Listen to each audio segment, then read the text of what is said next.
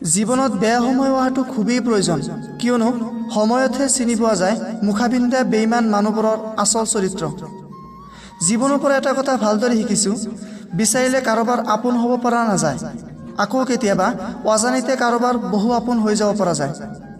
মানুহ সফল তেতিয়া হয় যেতিয়া তেওঁ পৃথিৱীখনক সলনি কৰাৰ পৰিৱৰ্তে নিজক সলনি কৰিবলৈ আৰম্ভ কৰে।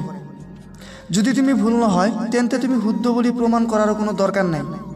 নীৰৱে অপেক্ষা কৰা, সময় এদিন তুমি শুদ্ধ বুলি সাক্ষী দি দিব। এইখন স্বাৰ্থপৰ পৃথিৱীত কাকো সহজে বিশ্বাস নকৰিবা, কাৰণ ইয়াৰ বেছিভাগেই নিজৰ কিবা নহয় কিবা স্বাৰ্থ পূৰণ কৰিবলৈহে আপোন হোৱাৰ অভিনয় কৰে। আজিকালি মানুহ ইমানেই স্বাৰ্থপৰ যে দৰকাৰ হ'লে সম্পৰ্ক এৰি দিব, কিন্তু অহংকাৰ এৰি নিদিয়ে। শত্ৰু বনাবলৈ কাৰো লগত যুঁজিব নালাগে, সফল হৈ যোৱা উপহাৰত শত্ৰু পাবা। মূৰ্খ ব্যক্তিৰ পৰা বাহ লোৱাতকৈ জ্ঞানীৰ পৰা গালি শুনাই ভাল।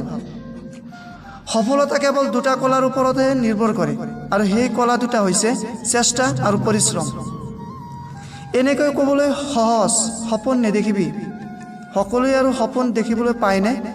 কিন্তু তেনেকৈ কোৱাৰ সলনি যদি এষাৰ উচ্ছ্বাস পৰোৱা কথা ক'লেহেঁতেন, হয়তো বহুতে নিজৰ সপোনবোৰ মাৰি নেপেলালেহেঁতেন। আজিৰ বাবে ইমানেই। যদি কথাবিলাক আপোনাৰ জীৱনৰ লগত মিল খাইছে, তেনেহ'লে চেনেলখন ছাবস্ক্ৰাইব কৰিবলৈ নাপাহৰিব। ভালে থাকক, সুস্থ থাকক, জয় হিন্দ।